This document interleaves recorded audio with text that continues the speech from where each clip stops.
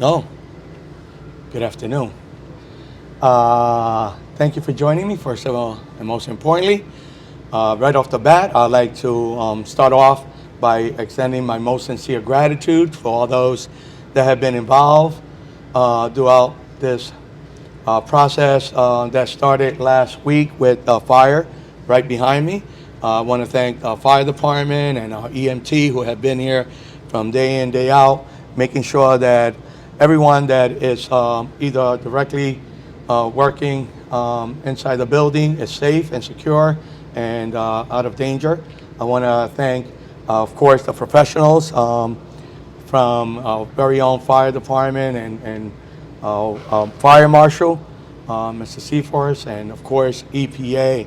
I also want to extend a quick shout out or gratitude, someone that doesn't get a lot of recognition, which is the Ken team, Mr. and Mrs. Acevedo, who have been here day in, day out, making sure that there's plenty of fluids and nourishment for those working in this site. So the reason we are truly here today is to bring up to date what has been happening since the fire occurred, why there's some activity, and why there are still street closures. There have been some concerns with the structure of the building, which have been monitored, and we're going to have the fire department speak a little bit about that. We've had professionals from City Department of Codes come in, most recently this morning. And then, most importantly, there has been some comments or concerns about why is EPA here? So the reality is that some materials in containers were found or left behind in the site, and EPA immediately came in to evaluate, and they could assure you, and they'll be talking, Ms. Casillas, who's been here from day one from EPA, will be talking to make sure that the community is aware that at this time there has been no contamination to the quality of air or any concerns to the neighborhood at all. The closures of the streets have been mostly because of the operation that is ongoing and the structure of the building itself. But there has been had any kind of removal of citizens or displacement of citizens whatsoever. So just wanted to make sure that you got the facts, you got the up-to-date information, and it's something that I always strive to do, making sure that our community is aware of the facts and not rumors. So with that said, I'm going to ask our fire marshal, Mr. Searfoss, to come up and give a brief update on the structure and why the fire department is here continuously 24 hours a day. Thank you, Mr. Mayor. Just a little bit of an update. So this all began Tuesday, December 31st. The Department of Fire Rescue Services responded to the property behind me at approximately 5:30 p.m. for a fire on the third floor. Our members worked diligently and quickly extinguished that fire, and it was limited to a smaller area. Subsequently, at that point, that investigation is currently ongoing. Again, the Thursday night, we responded here at approximately 8:30 p.m. for a fire on the third floor. That fire is currently under investigation as well. We continue to be on scene daily, doing building safety assessments throughout the day to make sure that everyone on location is safe as we deal with the changing temperatures, and certainly the amount of damage to the building can pose some structural concerns. So we've been in a position where we've used multiple different applications, time-dated photographs that we compare day to day. We've also used our drone asset explicitly for multiple flyovers of the building to determine if anything is moving, if anything is shifted, or if there's indeed any further collapse. So at this point in time, both fires remain under investigation, and we're working with the Reading Police Department Criminal Investigations Division, as well as the Bureau of Alcohol, Tobacco, and Firearms for these investigations. Thank you. Thank you, Mr. Searfoss. Now I'm going to ask Ms. Laura Casillas from EPA to share some information with you. Thanks, Mayor.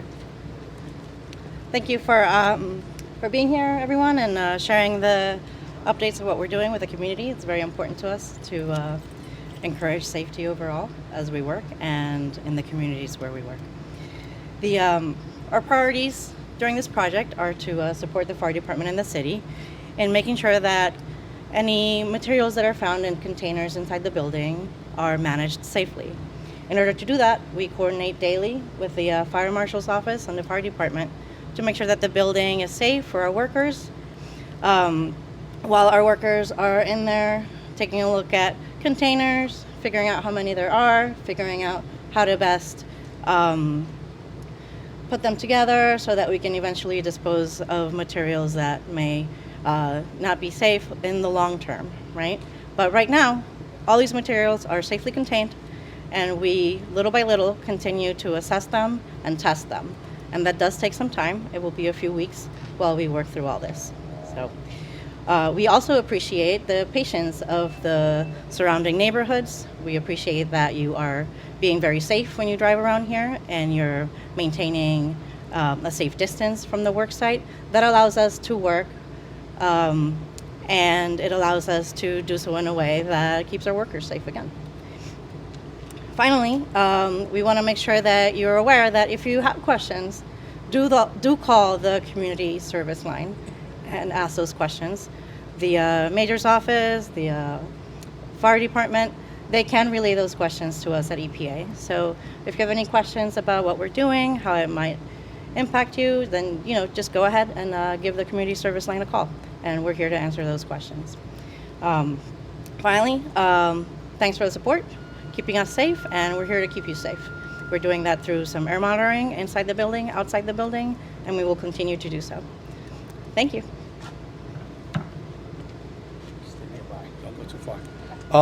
We are going to take some questions if there's any, but however, I wanted to address the community in Spanish real quick before we forget. So buenas tardes a todos, es un placer, un privilegio estar aquí, alcalde Eddie Morán, para darle información en respecto de lo que ha ocurrido desde el martes pasado con lo que fue el incendio aquí en la 9 y Laurel. Hasta el día todavía hay actividad porque el edificio no está seguro y pues han cerrado las calles para proteger los personal que están trabajando 24 horas al día para asegurar de que la calidad de aire esté segura.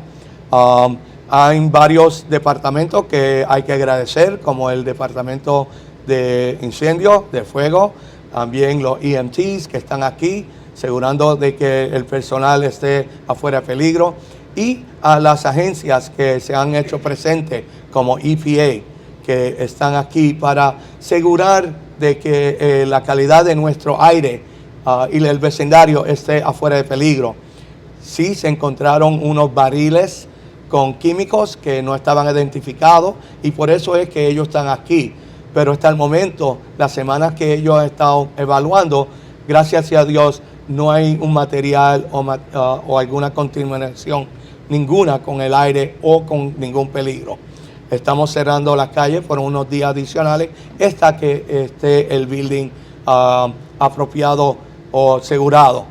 Y le quiero dar las gracias a todos los que se han hecho disponibles para estos esfuerzos, especialmente, como dije, el Departamento de Incendios, el EPA, el Departamento de Bomberos, de Ambulancias y el vecindario, que especialmente los residentes locales aquí que han sido afectados. Le damos gracias por su paciencia y por aceptar de que hay trabajo que hacer. So, with that said, I wanted again thank everyone that has been involved, especially a great thank you to the local community that has endured some challenges in the way their day-to-day lives are with the parking situation and the in and out of their homes as far as the street closures are concerned. I also want to I thank the canteen for being here, but let me remind you, these guys are volunteer. Mr. and Mrs.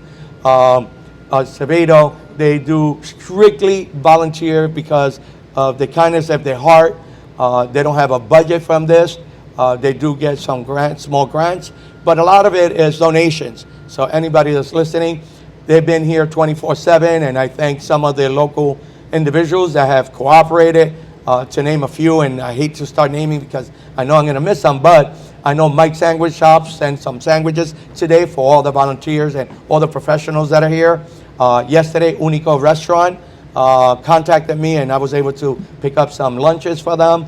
Previously, some pizza was donated by Matos Towing. Wawa, thank you.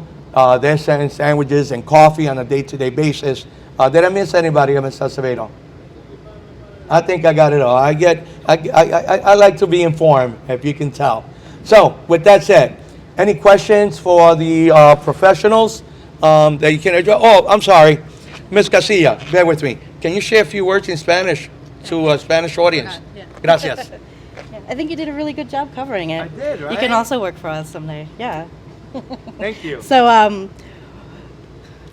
switch to Spanish. So, buenas tardes. Mi nombre es Laura Casillas. Trabajo con la Agencia de Protección Ambiental y estamos aquí ayudando al pueblo de Reading en la respuesta ambiental que surgió debido al incendio que hubo en el edificio detrás de nosotros. Adentro de este edificio habían varios contenedores con diferentes materiales que se desconocen. Se desconoce el origen de ellos exactamente y durante el fuego a veces es difícil poder ver títulos o cualquier cosa que nos indique qué es lo que está dentro del contenedor. Así que parte de nuestro trabajo es lentamente y con mucho cuidado ir tomando muestras, usando instrumentos que tenemos que miden el aire para determinar qué tipo de químicos estarán adentro de esos contenedores. Y nuestra meta final es asegurarnos de que estemos categorizando cada uno de esos contenedores de una manera que los podamos disponer de ellos de una manera segura y efectiva. Como hay muchos contenedores, parte del proceso es contarlos, ver de qué tipo de categoría, a qué categoría pertenecen y luego, después de hacer todo eso, es que podemos disponer de ellos. Así que es un proceso que toma un poco de tiempo. Gracias al respaldo del Departamento de Bomberos y ellos nos ayudan a asegurarnos que el edificio esté estructuralmente sano y todos los días evalúan el edificio para asegurarse que nuestros trabajadores puedan entrar y puedan hacer su trabajo de manera segura. En adición al trabajo que se hace adentro del edificio, se hace trabajo monitoreando el aire afuera del edificio. Entonces, esa información que nos dan nuestros instrumentos nos ayudan a verificar que no hay diferentes partículas o cualquier cosa que el viento se las esté llevando del edificio o que estén impactando a la comunidad. Y así es que nos aseguramos que la comunidad esté sana y salva. Gracias a la comunidad por su paciencia en lo que algunas carreteras están cerradas. Y el punto más importante que quiero hacer es que si tienen preguntas, por favor llamen a la línea de teléfono del Citizen Service Line que tiene el pueblo de Reading, porque así nos pueden contactar y podemos contestar preguntas más específicas que tengan. Todos los días el trabajo que estamos haciendo cambia un poco, así que la información que vean pues cambia levemente y nos dejan saber si tienen preguntas. Gracias. Gracias. Okay, don't go too far because I'm sure questions are going to be directed to you both. You had a question? Yeah, so I just want like clarification if there is any. So we were talking to like people who live and work in the area the other day, and they said that they believed that people were still actively using the building to make some sort of detergents or something. And is that the source of the chemicals, or were these left behind? I'm just trying to figure out what is happening with that. So it is our understanding from the current property owner that use has been discontinued within the last 6 to 8 months. So there was no current production from the former Lincoln Chemical that was an original owner and then subsequently a tenant thereafter.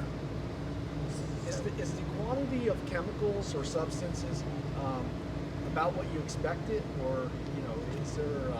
Can you give us some idea as far as the quantity? I know you can't tell us exactly what it is because that's still being tested.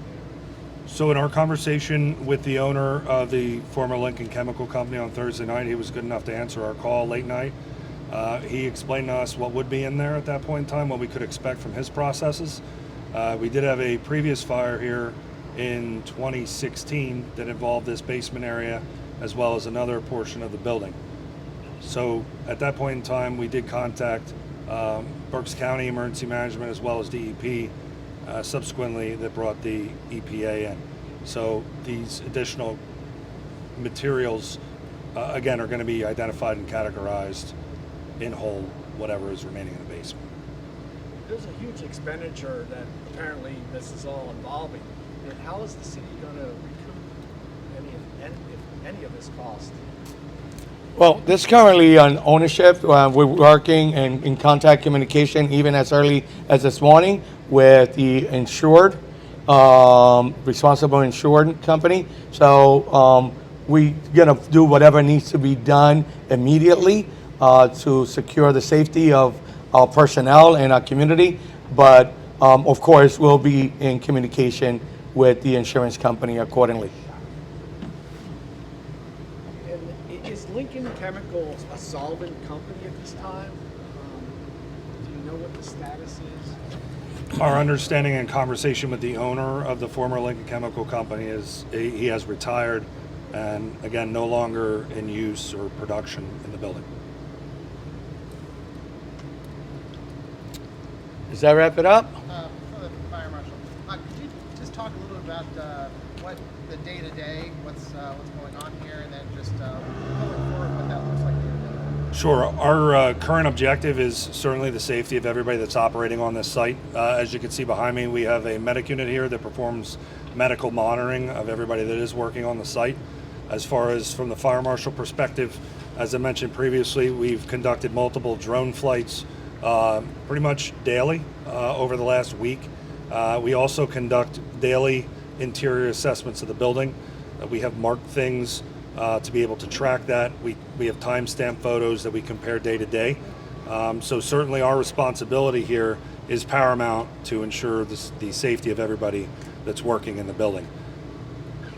Laura, you want to add anything to that as far as the day-to-day operation of EPA? Sure. So, in conjunction with the fire marshal's office, the fire department, EMTs, EPA has very knowledgeable contractors, and we have support from the U.S. Coast Guard, which is interesting. People were like, whoa, we're not by the ocean. Why is Coast Guard here? But they're an excellent source. Like us, they're also trained in hazardous waste operations and the safe handling of chemicals and materials and identification, which is the phase we're at. So the day-to-day for us, after we've confirmed the safety of the building with the fire marshal's office, it looks like going in, counting, figuring out where containers are, figuring out how we can get around them safely. It involves a lot of wearing of protective clothing, which you might see if you're in the area. You'll see us wearing some booties on our feet to protect our shoes from dirt or any waste. And it involves a lot of using instrumentation to test the air that I referenced earlier, both inside and outside the building. And then the day-to-day, it can be slow because, we're trying to be very safe and opening up any containers. They all vary in sizes, and due to the fire, you have to assess each one individually. So it's just a slow process. And that's kind of what the day-to-day looks like. The streets are going to be closed for like a couple weeks till it's done. I'm sorry? Will the streets be closed for like several weeks until it's done? How long are we expecting? So at this point in time, we continue to appreciate and we understand the inconvenience this is. This is a matter of just the sheer number of people, vehicles, materials that are involved with this. We've certainly worked with the local businesses on getting vehicles in and out, same way with the residents. We understand what a huge inconvenience this is. So the streets will be continue to be closed for the foreseeable future. All right. And again, I want to sincerely extend a gratitude, obviously, to all the professionals and volunteers that are here, and to the community itself for their patience and understanding.